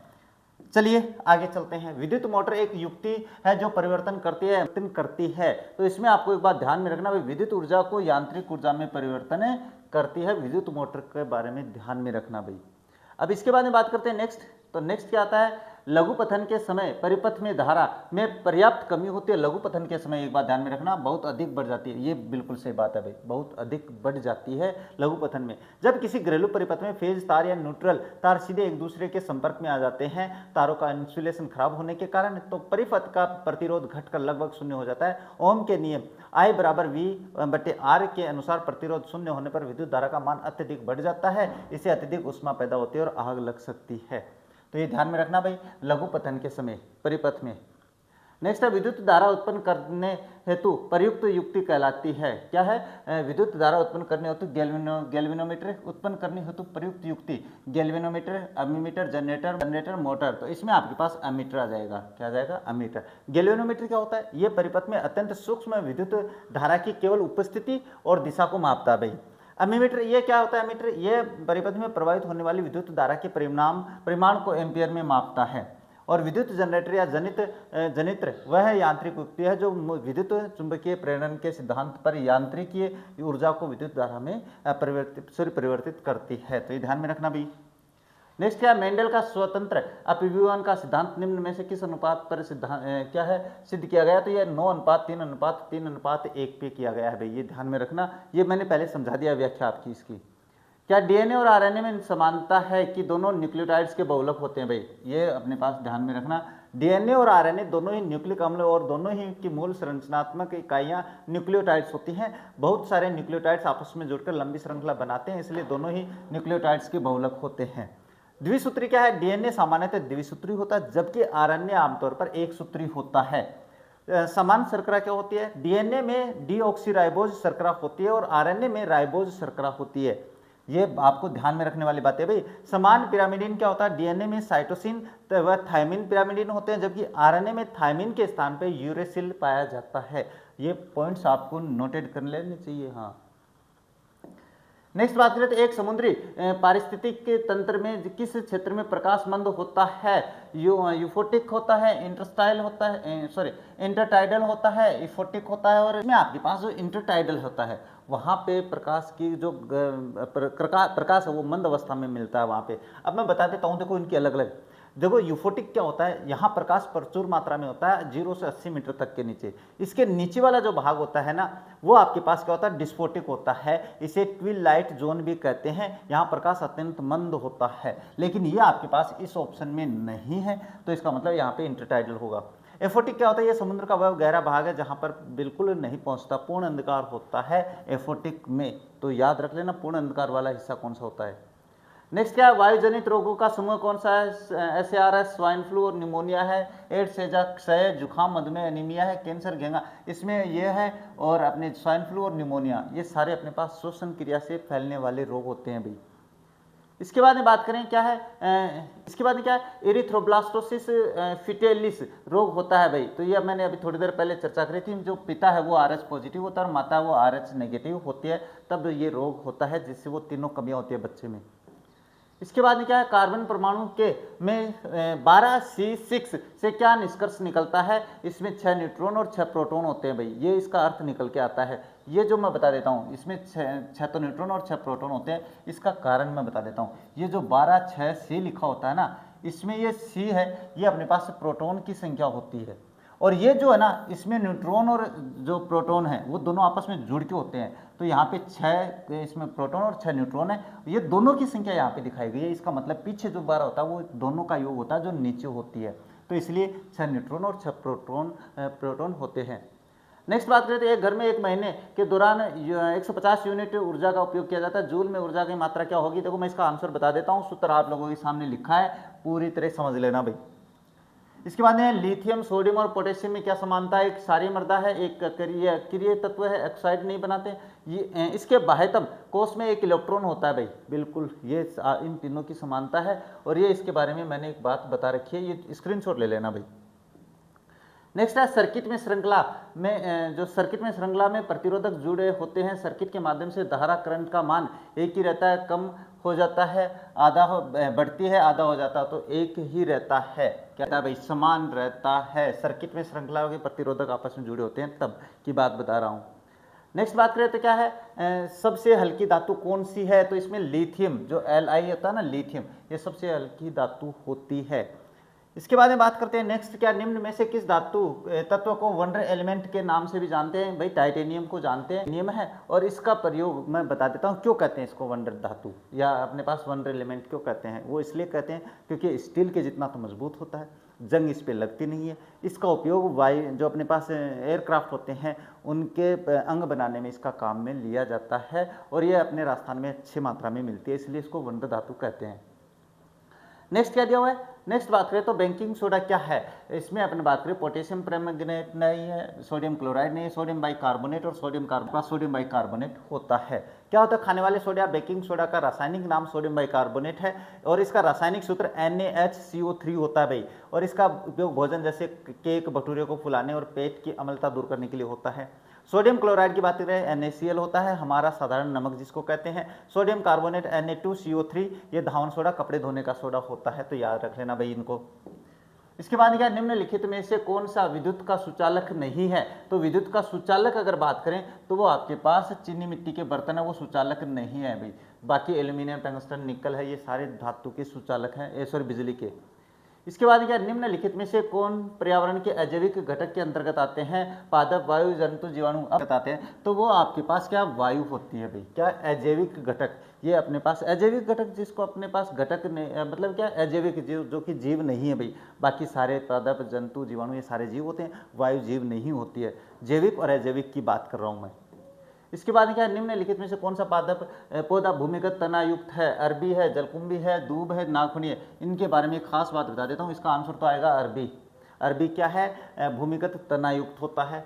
जलकुंभी और दूब घास के बारे में बात करूं तो थोड़ी देर पहले मैंने एक बात बताई थी, ये बढ़ते क्रम में धरातलीय रूप में चलती है भाई, तो ये ध्यान में रखना। ये दूब अपने पास जो है ना, जड़ फैलती है इनकी, आप दूब को भी देख लेना, जलकुंभी को भी देख लेना, ये जड़ें है ना इनकी फैलती हैं, अंदर जमीन में नहीं जाती है।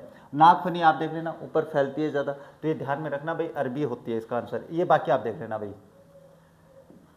इसके बाद ओम के नियम के अनुसार सही सूत्र क्या है? ओम के नियम का अगर अपन सही सूत्र बात करें तो आपके पास V बराबर F/S होता है भाई, है ना, ये होता है ओम का जो नियम का सूत्र होता है वो। इसके बाद धातु एक दूसरे को उनके किसके अनुसार विस्थापित कर सकते हैं? प्रतिक्रियाशीलता के अनुसार भाई, प्रतिक्रियाशीलता के अनुसार क्या कर सकती हैं? विस्थापित कर सकती है, सॉरी। नेक्स्ट क्या दिया हुआ है? नेक्स्ट है कार्बन का कौन सा अपरूप विद्युत का सुचालक है? ग्रेफाइट जो है ना, ये आपके पास सुचालक होता है। ये हीरा है, ये सुचालक नहीं होता है। ग्रेफाइट का मुख्य कारण क्या होता है? इसमें 3 अलग इलेक्ट्रॉन बंद होते हैं, जो अपनी इसकी जो संरचना होती है उसके 3 बंद तो बने होते हैं भाई, 3 जो बंद है वो अपने पास पूरे बंद होते हैं, लेकिन एक इलेक्ट्रॉन जो होता है ना, एक इलेक्ट्रॉन वो है वो अपने पास फ्री घूमता रहता है, और जब आपके पास किसी वस्तु में इलेक्ट्रॉन फ्री घूमता है तो उसमें विद्युत का क्या होता है? अपने पास वो विद्युत का सुचालक हो जाता है। तो ये जो धातु ग्रेफाइट है ना, ये अपने पास इसकी क्या होती है? सुचालक होती है। इसके बाद में बात करते हैं नेक्स्ट, नेक्स्ट क्या है, निम्न में से थर्मोसेटिंग प्लास्टिक का उदाहरण कौन सा है? मेलामाइन है, पॉलीथीन है, टेफ्लॉन है, पीवीसी है। तो इसमें आपके पास जो मेलामाइन है ये अपने वो इस धातु में आती है। थर्मोसेटिंग क्या होता है? थर्मोसेटिंग वो प्रक्रिया होती है जिसमें प्लास्टिक को गर्म करने के बाद में जो आकार प्रकार दे दिया जाता है तो उसको दोबारा अपने पास गर्म करके पिघलाकर दोबारा नहीं बनाया जा सकता, वो टूटती है, इसका मतलब ये होता है। ये इसकी सेटिंग है भाई, ये चेक कर लेना, पढ़ लेना, ये सेटिंग नहीं है, ये इसके अपने पास क्या व्याख्या है भाई। मैं भी क्या बोल देता हूँ, थक गया तो। इसके बाद में बात करते हैं, निम्नलिखित कथनों पर विचार कीजिए। HAL ध्रुव मुख्यतः हल्के यूटिलिटी हेलीकॉप्टर के रूप में भारतीय वायुसेना में कार्य करता है, जिसका उपयोग ऊंचाई, बिल्कुल सही बात है। HAL चीता एक क्या है? हल्का यूटिलिटी हेलीकॉप्टर, जिससे हमला करने व हेलीकॉप्टर के रूप में काम प्रयोग लाया जाता है, नहीं लिया जाता भाई इसको। चीता HAL चीता परिवहन और खोज बचाव मिशन हेतु काम में लाया जाता है, बिल्कुल सही। तो 1 और 3 सही है, बाकी ये जो 2 नंबर है ये गलत है भाई। इसके बाद में नैनो तकनीक का सर्वप्रथम प्रयोग किसने किया? रिचर्ड पी फेनमैन है, नोरियो तानीगुची है, और अपने पास है रॉबर्ट F कॉल है, हेराल्ड W, नहीं, नोरियो तानीगुची है भाई। ये कौन है? Richard P Feynman. इन्हें नैनो तकनीकी का जनक माना जाता है। इन्होंने 1959 में अपनी प्रसिद्ध भाषण there's plenty of room at the bottom में अपनी वैचारिक नींव रखी, लेकिन नैनो तकनीकी शब्द इन्होंने नहीं दिया है भाई। नैनो तकनीक शब्द का प्रयोग सबसे पहले जापानी वैज्ञानिक नोरियो तानीगुची ने क्या वर्ष 1974 में एक सम्मेलन के दौरान किया, जहां उन्होंने नैनोमीटर स्तर पर सामग्रियों के प्रसंस्करण के बारे में बात की थी। और कल और क्रोटो इन्हें फुलरिन की खोज के लिए जाना जाता है। C60 क्या होता है? C60 के बारे में खोज की थी, फुलरिन के बारे में। नेक्स्ट बात करें तो क्या कार्बनिक यौगिकों के लिए जैव शक्ति सिद्धांत किसने दिया भाई? तो बेलर है, बर्जीलियस है, लोवाइसिए है और डाल्टन है। आपके पास बर्जीलियस ने दिया भाई। किसने दिया है? बर्जीलियस ने दिया है। स्वीडिश रसायन शास्त्री बर्जीलियस ने 1815 में जैव शक्ति सिद्धांत प्रतिपादित किया था। इसके अनुसार कार्बनिक यौगिक केवल सजीवों, पौधों और जंतुओं के भीतर एक अज्ञात दैवीय और रहस्यमय जैव शक्ति के प्रभाव से बन सकते हैं। इन्हें प्रयोगशाला में कृत्रिम रूप से नहीं बनाया जा सकता है। बेलर ने क्या कहा भाई? बेलर ने अपने 1828 में क्या है, प्रयोगशाला में अमोनियम साइनेट को गर्म करके पहला कार्बनिक यौगिक यूरिया बनाया, और बर्जीलियस ने इस जैव शक्ति सिद्धांत को पूरी तरह ध्वस्त कर दिया। और लेवाइसिए क्या है भाई? इन्हें आधुनिक रसायन विज्ञान का जनक कहा जाता है, ये भी ध्यान में रखना भाई। इसके बाद में आता है संचार संबंधी उपग्रह किस कक्षा में छोड़े जाते हैं? HEO में छोड़े जाते हैं भाई। किसमें? HEO में। इसका मतलब होता है हाई अर्थ ऑर्बिट कहते हैं, फुल फॉर्म होती है। तो इसमें अपने पास क्या है? उपग्रह छोड़े जाते हैं। तो यहाँ पे आपका ये मॉडल पेपर अब कंप्लीट हो जाता है। जो आप कहोगे सर 95 क्वेश्चन ही हुए हैं, तो कोई बात नहीं है, इसमें अपने पास 95 क्वेश्चन काफ़ी है। हर सिलेबस को शामिल करते हुए प्रश्न बनाए गए हैं। तो ये जो मॉडल पेपर सीरीज है, जिसके लिए मैंने कह दिया, बहुत काम आने वाली है। अगर आप लोगों ने यहाँ तक देखा है तो गारंटीड है आपकी तैयारी 100% अच्छी तरीके से जानने वाली है। तो आज के इस वीडियो को यहीं पे कंप्लीट करेंगे। मिलेंगे आप लोगों से अपने नेक्स्ट वीडियो में, तब तक देखते रहें हमारा चैनल। जय हिंद, जय भारत।